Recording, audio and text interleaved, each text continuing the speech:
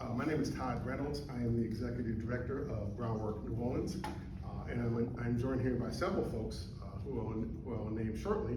But we're here to talk about an urgent call to action, protect New Orleans diminishing tree canopy, with the Save the Trees Ordinance Protection Coalition, STOP Coalition, and we'll talk about who we are and who our members are. Next slide, please. So we have several organizations that are members of this coalition, the Carrollton Area Network, Evans and Leiter Landscape Architecture, Garden District Association, Groundwork New Orleans, Louisiana Landscape Society, Maple Area Residents Incorporated, Mid-City Neighborhoods Organization, Parks for All, St. Charles Avenue Association, Sustain Our Urban Landscape, SOUL, the Urban Conservancy, Tree Canopy NOLA, and University Neighborhood Association. We actually have several folks here, so I'd like to introduce those folks briefly. We have Mr. David Marcello from the Public Law Center at Tulane University. We have Susannah Burley from Sustaining Our Urban Landscape, SOUL. We have we got that. We have Dana and Ness from the Urban Conservancy, and Emily Schneider from the Urban Conservancy. We have Joe Evans. He's a horticulturist and arborist, and he's the principal at Evans and Leiter. And we have Aileen Harden, who is with the Garden District Association. And we also have Sandra Stokes, who is with the LA Landmark Society. Well, thank you all for joining us here today. We're going to move into the first part of our presentation. So we're talking about tree canopy here and how our tree canopy continues to diminish. Pre-Katrina 2005, we roughly had 32.9% tree canopy that covered the city. So roughly about 33% of the city was covered with tree canopy. Next slide, please. Fast forward to 2009, Katrina has happened. We reduced to 23.3% tree canopy around the city. So we lost several thousands of trees during Katrina. Next slide, please. Fast forward to now 2024. Unfortunately, we're at 18.5% tree canopy. We lost over 200,000 trees in Katrina, but we continue to lose trees here in the city. We're going to talk about some of the reasons why we continue to lose these trees and why there's such a great need to talk about what we're talking about today. So like I said, 200,000 trees were lost in Hurricane Katrina, but we continue to lose tree canopy. Today, we're only 18.5%, and if we compare that to other surrounding cities that are in our same kind of geographic zone, Atlanta has 47% tree canopy, and they are a much larger city. Austin, Texas has 38% currently. Memphis has 37%, and we are still roughly at about 18%. And there's several reasons we want to talk about trees. From Groundwork's perspective, we're an environmental sustainability organization. We work with young people all around the city, training them in green infrastructure, urban forestry, and other things. And our trees are one of our biggest resilience assets in the city. Unfortunately, we are #1 in the country in what's called the heat island effect, which means that per capita, we are hotter than any other city in the country because of our lack of tree canopy and our more impervious concrete surfaces, which are creating a lot of heat. So these trees are super important to our actual resilience existence, and we need to get in line with what it's going to take and have others get in line with what it's going to take to preserve these assets. Lastly, we are, as a group, some of my planting partners, Susannah from SOUL, we will be planting tens of thousands of trees here in New Orleans over the next 5 years through urban forestry grants that we've received. So we want to make sure that these new tree assets will be protected and maintained for future generations. So I'm now going to turn our program over to Joe, who's going to briefly talk to you about we have to get this tree ordinance straight and what's really going on in description and video about what's really going on about what's happening to our tree canopy here in New Orleans. Thank you.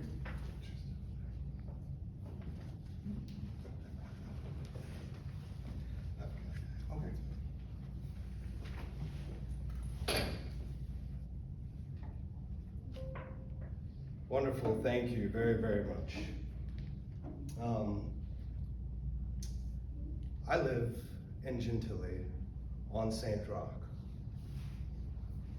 St. Roch has one of the most intact canopies in the city. It's centuries old. It is an island of cool in an area of intense heat island. These trees are extraordinary. Across the city, I think there's only 20. I think it's 20% of all trees are live oaks. But the live oak canopy along St. Roch and in New Orleans are intensely valuable to our region and to the nation as a whole. I believe that New Orleans is a tree museum. We're not treating it like that, okay? We're losing trees, and we're losing them through negligence. Just a little bit about trees. If you can see here, we have, can you all see? Mm-hmm. All right, this is from Parks and Parkways, an illustration they obtained through the Urban Tree Foundation, showing an oak tree with a deepest root going 4 feet down. Most, 95% of the roots are in the top 2 feet of soil. And they extend well beyond the drip line that we see above. This is where trees derive all of their nutrients and water intake. This is what we call the critical root zone, just on the outside. When these roots are damaged, trees can go into oak tree decline. This is well documented by Parks and Parkways in the past. There have been efforts uptown to bridge over roots with flexible paving while not disturbing any of the roots.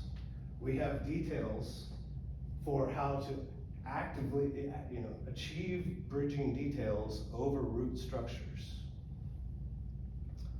But this is what we're seeing on St. Roch, and there's going to be a lot of images that are fairly disturbing, but this is a sidewalk being installed. There's no bridging element. Instead, they cut the roots on this sidewalk. And you can see in this detail, they used a stump grinder, was not sharp, leaving exposed material, and then they paved over that. This is completely unacceptable according to all specifications by Parks and Parkways and DPW. Also, from that same document, no backhoes near trees. They will cause intense damage to oak trees. And there are case studies in this document that document the several trees that were lost in the biomedical district and other neighborhoods due to construction activity. But let's see if I can play this. This is the kind of thing that I saw. Here, roots the size of a person's waist being pulled up by excavators.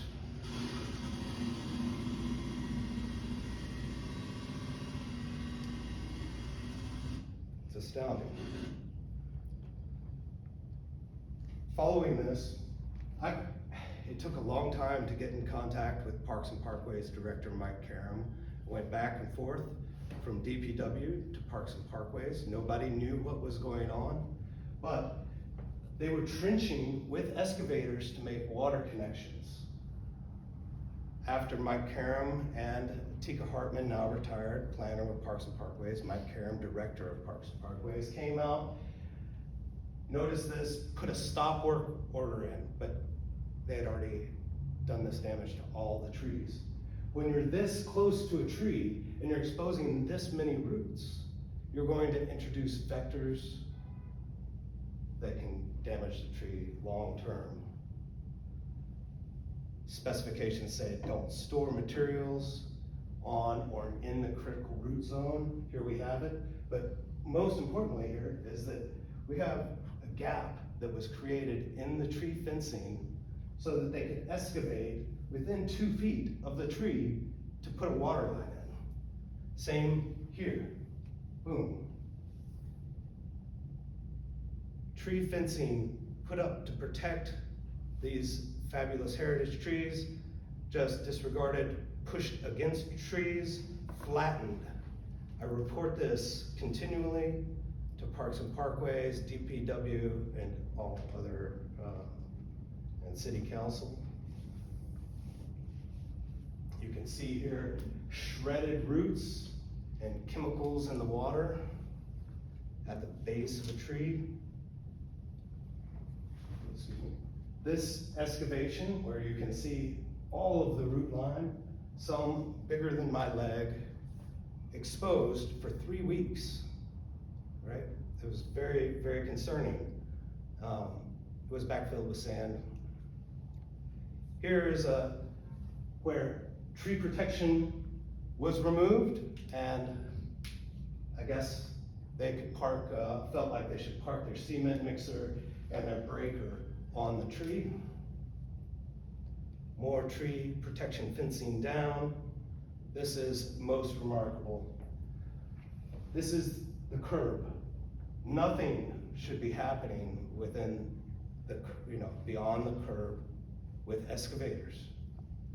This is an excavation between 2 oak trees, straight down, no preliminary trimming of roots with what we call air spading or clean cutting equipment. Here you see it again. Just roots absolutely exposed. A very, very sad situation. Tree protection fencing down. Meanwhile, emails continue to go out to Parks and Parkways and other organizations.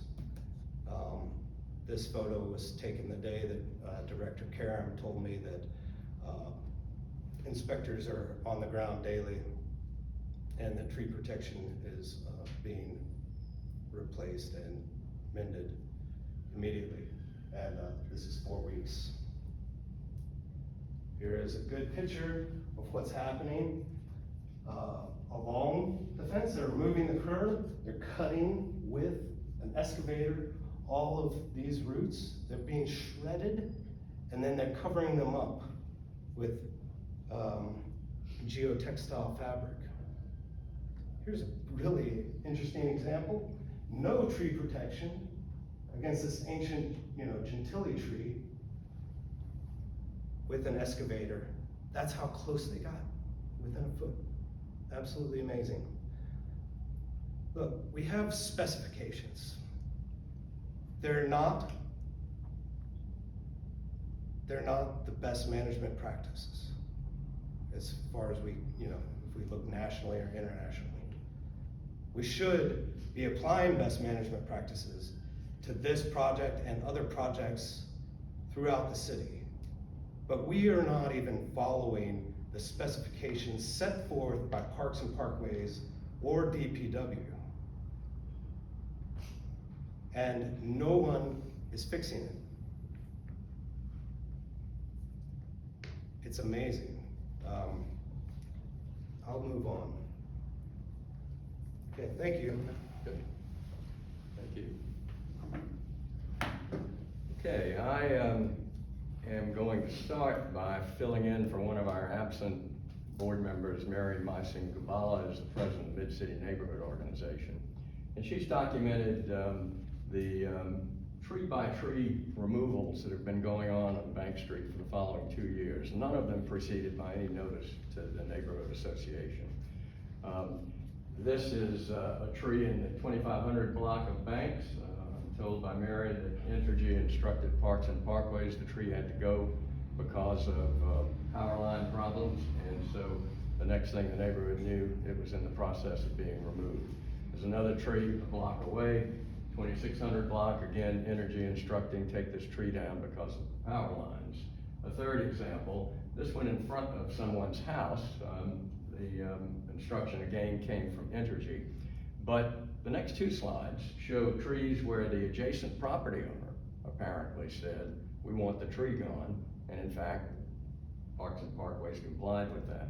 So it's very disturbing to neighborhoods to get no notice in advance. You walk out and all of a sudden the tree that was there yesterday is gone.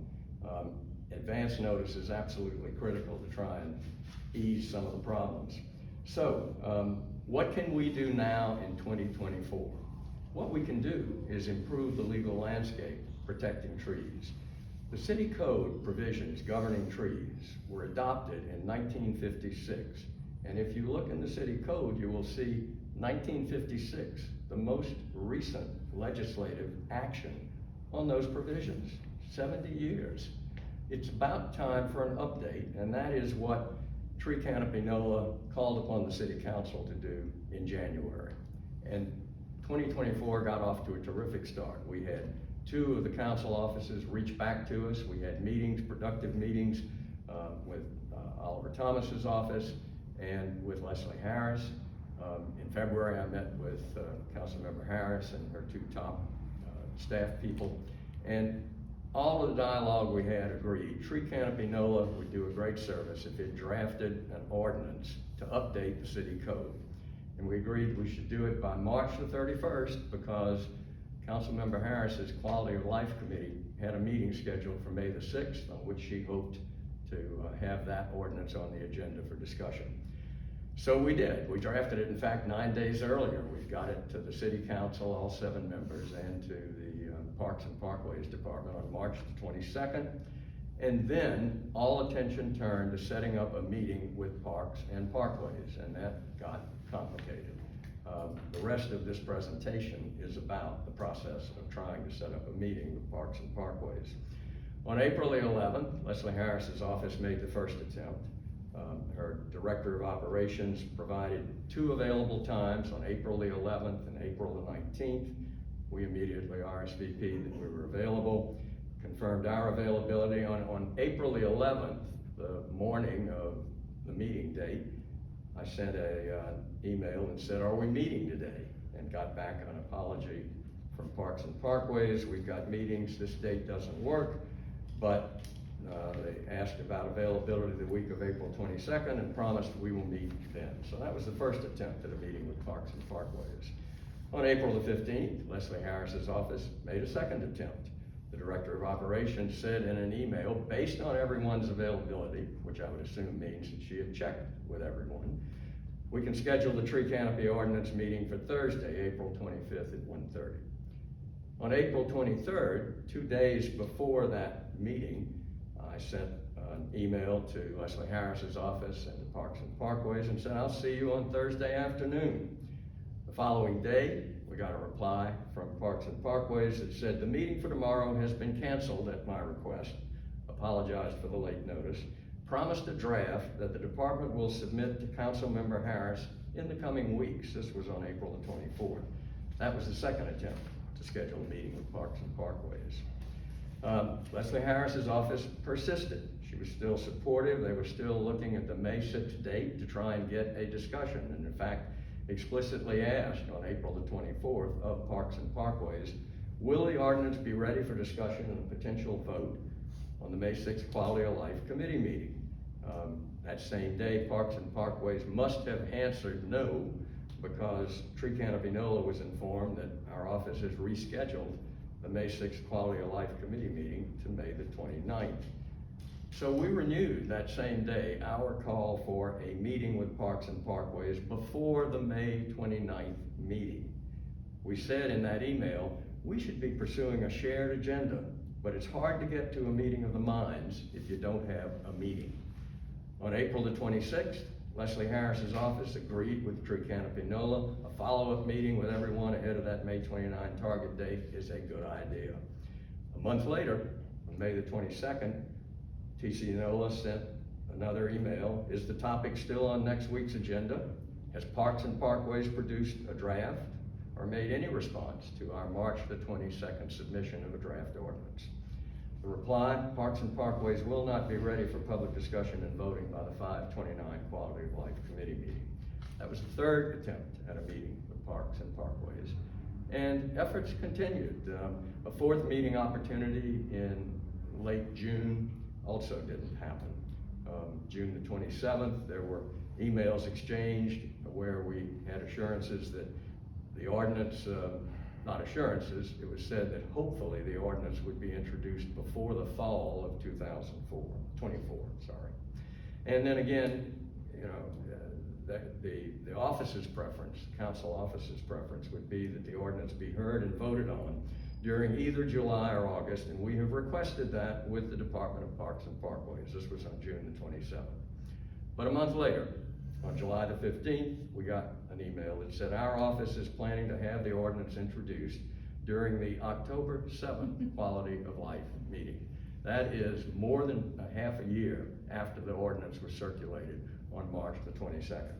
No meetings with Parks and Parkways in April, May, June, July, or August, or before the fall of 2024, come back in October.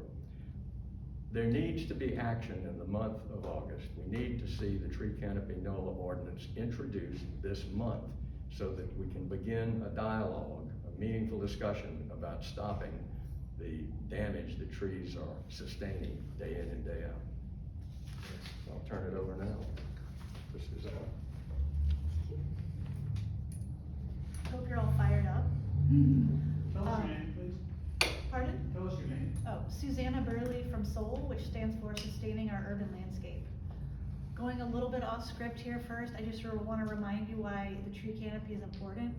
Last summer, we all remember last summer, felt a lot like this summer. It was really hot. The hottest summer on record.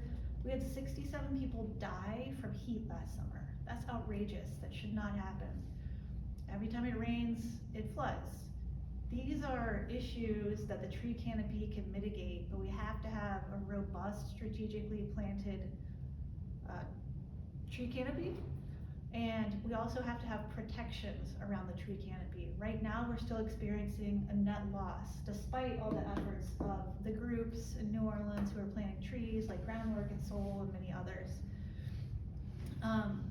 But back to the script. I'm gonna give you a little background first about the New Orleans reforestation plan. SOUL began working with city planning in 2018 on the idea of creating better protections for the city's tree canopy. And in 2020, city planning published the tree preservation study to catalyze what would become the New Orleans reforestation plan. Next, city planning asked SOUL to purchase tree canopy coverage data for the city. And the agreement was that we would purchase it if it informed a reforestation plan. Next slide. Next, SOUL coordinated a 2.5-year planning process without any financial support from the city. Parks and Parkways was present at every meeting. 2 sets of data were used to inform the plan, revealing that New Orleans only has 18% tree canopy coverage. The plan was publicly supported by the Mayor's Office, Parks and Parkways, the Office of Resilience and Sustainability, City Planning, City Council, Sewage and Water Board, and the Greater New Orleans Foundation. The city has used the reforestation plan to secure at least 2 large grants, including the $8 million award from the U.S. Forest Service. Next slide, please. One of the 3 goals listed in the plan is to create a unified tree policy that establishes protections for trees on public and private properties. The commonality that the cities with the lowest tree canopies in this country share: they don't have heritage tree legislation, they don't have protection for trees on private property, they don't have a unified tree policy. The unified tree policy that we're calling for today, per the reforestation plan, includes coordinating the requirements of the key agencies who interact with trees and stakeholders. Create an early review process for tree protection. Create incentives to plant and save trees on private property as well as public. And enforce our tree policies. Last slide.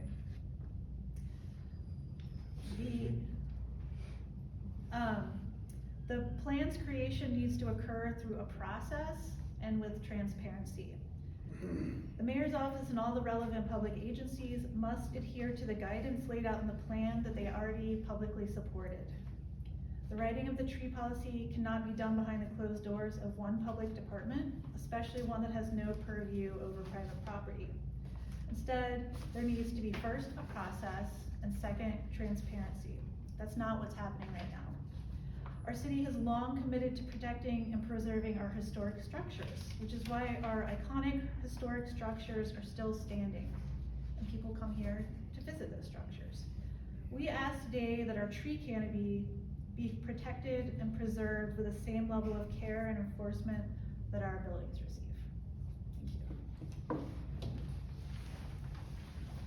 Thank you.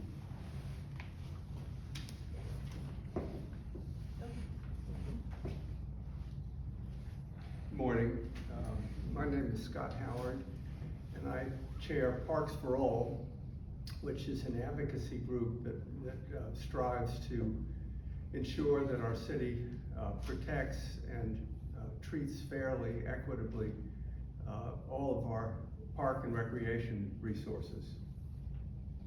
So we're here today to draw public attention to the desperate need to update and to recommit to a unified tree policy for New Orleans. I say unified because today, the various parties that are responsible for maintaining our trees on public property usually don't communicate with one another. And I say recommit because today, everyone does pretty much his own thing without regard for even their own agency standards, let alone the city's rules. And you've seen examples of that. Moreover, enforcement of the regulations is poor. There are no penalties for ignoring them, which just reinforces the careless treatment that you've seen examples of. So, we are asking that all the stakeholders, Parks and Parkways, Entergy, the Department of Public Works, representatives of advocacy groups like the ones here, sit down and hash out a revised approach to protecting our trees. Everyone needs to work together on this because the issues can admittedly be complicated. Determining the proper treatment of a tree that is ailing, or is in the way of a new water line, or is brushing against electrical wires, calls for expert opinion and careful procedures. But too often today, we are not taking any care at all. Many people are working hard to restore our shrinking tree canopy by planting new trees.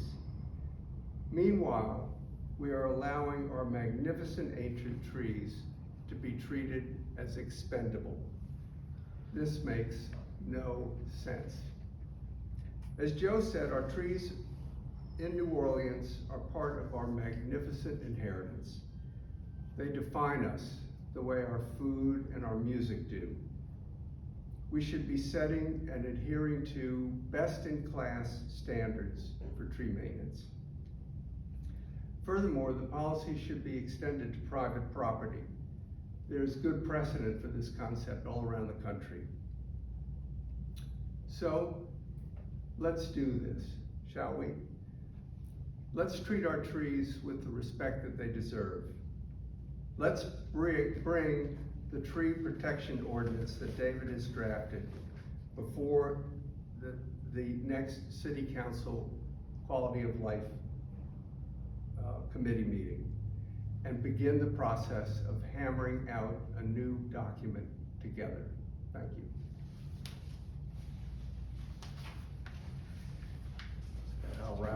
quickly with where do we go from here, and then we want to get questions from those of you.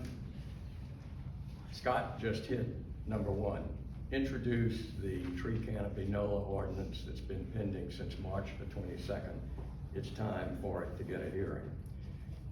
Further, where we can reach consensus, and many of the things in that proposed ordinance ought to be matters of consensus, pass it, enact it this year. Let's see some progress on a city code that has not been amended since 1956 when they adopted the tree provisions. One of my favorite provisions is the commission not to be interfered with. We haven't had a Parks and Parkways Commission for some years in New Orleans, but that verbiage is still in the code. Thirdly, where we can't reach consensus in the short term, appoint a council advisory commission and give it a deadline, come up with a comprehensive revision of the city code protecting trees by March of next year. Fourth, establish in municipal law some procedure by which when neighborhoods see damage being inflicted by trees, they, together with Parks and Parkways, can deal with the situation. And then finally, something that we at the Stop Coalition will do, and that is post resources for the public and the press on the Urban Conservancy website. The next slide shows you what we will ultimately have on that website. It's not an instantaneous process. Some will be up today or tomorrow, hopefully more by the end of the week. But it's our intention to put these resources up online where they can be used. And what we are posting on the website is what we submitted this morning, and that is a public records request to the Parks and Parkways Department for 4 items of information. First, it's our understanding that before Parks and Parkways takes down a tree, it gets 2 arborist reports prepared. We'd like to get copies of the arborist reports for the 9 or so trees that were taken out on Banks Street. In addition, we're looking for documentation of any fines that may have been levied against the contractor doing street and drainage work for the project on St. Roch Avenue. Joe indicated earlier, there have been stop work orders issued, so something clearly was not being done appropriately. We'd like to know if any fines have been levied. We're also, thirdly, asking for copies of any remediation and mitigation plans that have been prepared on St. Roch. And finally, a copy of the stop work orders that were issued in connection with the drainage and street work there. So that is our plan for what we might do to stop the bleeding of trees. And I guess the floor is open now for questions. Are there ways to redo a street or rebuild a street without damaging trees?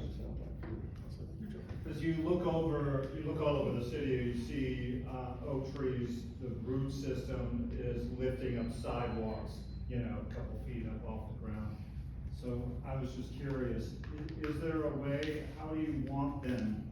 I know there's a lot of detail in it, but are there ways of fixing our streets without damaging the trees? Absolutely, absolutely.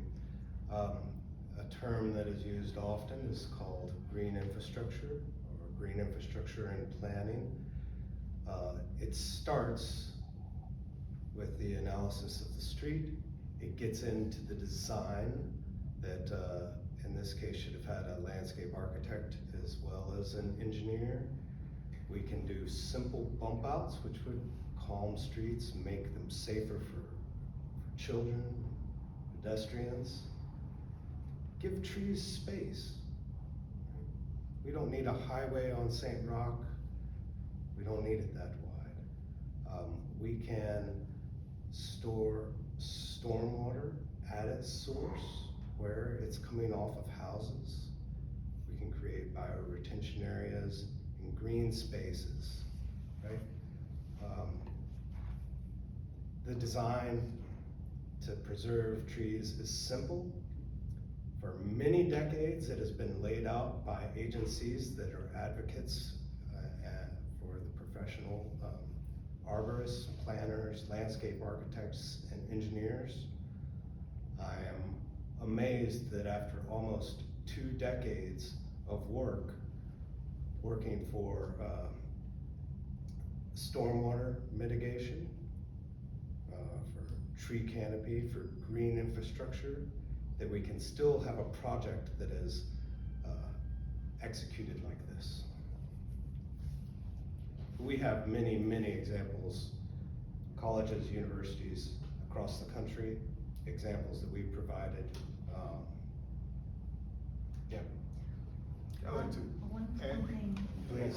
You go first. no, it's for you, but if they still have to do it traditionally, can't they use air spading and all that stuff? Yeah, I mean, if they are going to proceed with a street replacement like they are doing, they can follow the specifications provided by the DPW in their contract documents, and which reference the Parks and Parkways specifications.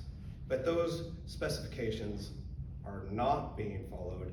It has been admitted to by everyone on the project, and yet they still occur. It's amazing. It's a simple process to preserve the oak trees, but it's much easier, I suppose, to get an excavator out because the city is not responding.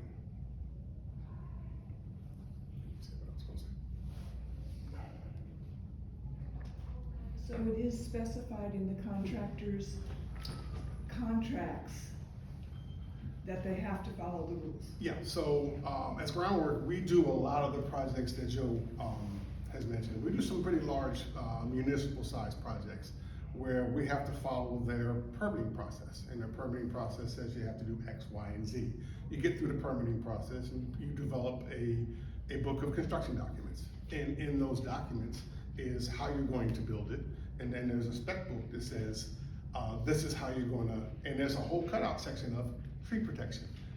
It's in the documents, it's in all the documents. As Joe said, they're just not being followed. Now, not all contractors don't follow. We do, because we do the best we can to follow all the tree protection guidelines on all of our projects, but they're very explicitly laid out in construction documents, from construction drawings to the construction specifications. It is very clearly in there. What is not occurring is some folks are not following those specifications, and they're not being held accountable to that. And in following up, what department of the city would be in charge of enforcement? That's one of the larger problems that we have here. We have multiple departments that most of the time don't agree on what the rules are. So there's a huge lack of leadership when it comes to who is in charge of enforcement. Because right now, depending on what part of the project you're on, you could have multiple agencies on the same project with jurisdiction in a 10-foot space. And each of those agencies doesn't exactly agree on the do's and don'ts of a project, or a rule or a specification. So we would also like to see through this process, to answer that question, is who is responsible for accountability? Who is responsible? What one agency can we agree that's responsible for making sure that contractors are held responsible? Lastly, I would like to say that for us and many of us, this is an equity issue. This is an environmental justice issue. You know, our tree canopy across the city is woefully lacking. As Susannah said, folks died from heat exposure after Ida, after last summer. We are getting hotter and hotter. A lot of our neighborhoods don't have any trees at all. A lot of our, we call them frontline EJ communities, don't have, we're doing a project on Toro Street in the 7th Ward, 4 blocks, 1 tree. 1 tree in 4 blocks. Everything else is concrete, pavement. It is hot. There is no stormwater management there. So it really is, this tree canopy issue really is an environmental justice issue across all neighborhoods and communities here in the city. We need to stop saying we are a resilient city, and everything that we do flies in the face of us being resilient. Like I said, trees are our #1 resilience asset here because they do multiple functions. The more we lose resiliency. Excuse me, have you noticed a lack of awareness when it comes to the benefits that trees and green infrastructure gives? Is it a thing of people just not understanding those benefits that we're at where we're today?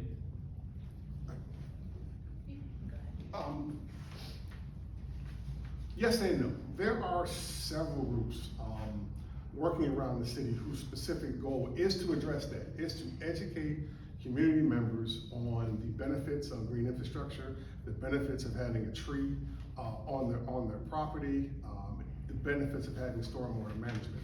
That movement is growing and picking up a lot of steam. But yeah, there are still some areas that need more education around this issue, more access to what these different interventions can provide. But that is definitely moving more here in the city with multiple agencies, community-based agencies that are doing this work. Has any council person said that they would sponsor this ordinance? Well, the process that we had contemplated at the beginning of the year was that there might be a task force of stakeholders who would come together and share their views and try to produce something approaching consensus. That suggestion of a task force wasn't taken up earlier in the year. There's still time to do it. But the focus became produce a draft of an ordinance that will help us precipitate discussion in city government, and that was the agreement that came out of the discussions we had with Oliver Thomas and his office and Leslie Harris's office. And we produced the draft in March. We have not had the productive dialogue that should have flowed from it. We've actually sent this morning around to all the members of the city council a copy of the proposed ordinance and asked them all to consider introducing it in the month of August. We'd like to get the ball off of square one and move it into a dialogue. So hopefully we'll have one or several council members willing to introduce it.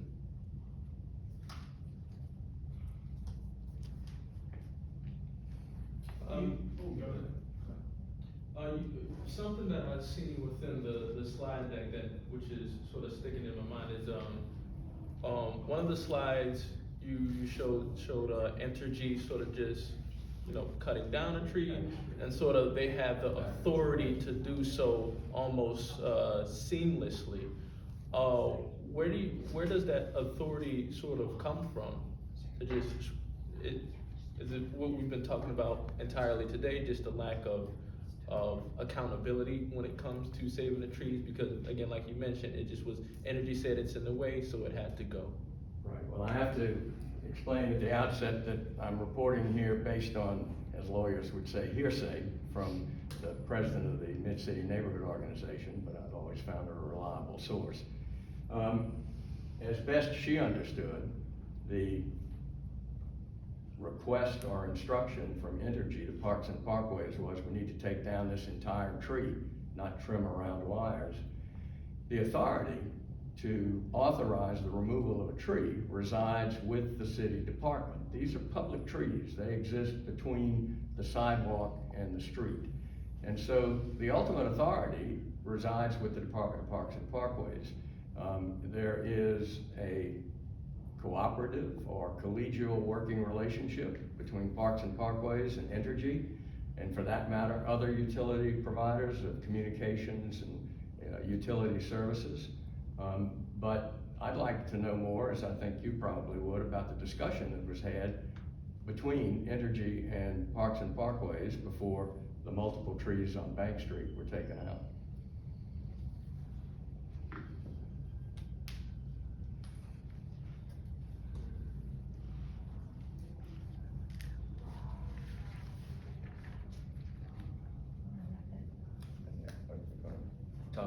us to a close? I think we're Yep. in good order. So thank you, everyone, once again for coming. We appreciate you coming out, and we appreciate all the great questions as we try to dig into and get some movement on this issue. Please stay tuned, check back with the Urban Conservancy website as we continue to push this issue forward and try to get some resolution to protect, our wonderful tree canopy here in New Orleans and any new trees that are going in. So thank you very much again. Will there be a walk or, I'm sorry? Oh, great. I just want to find out if you have some place where we can sign in and all these organizations can keep us in the loop by email. So, Yes, yes. Dana said yes. You wanna talk about the tour? Yeah, we're good.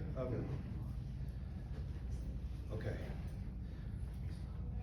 I'm happy to meet you all at, yeah, at Lombard and St. Roch.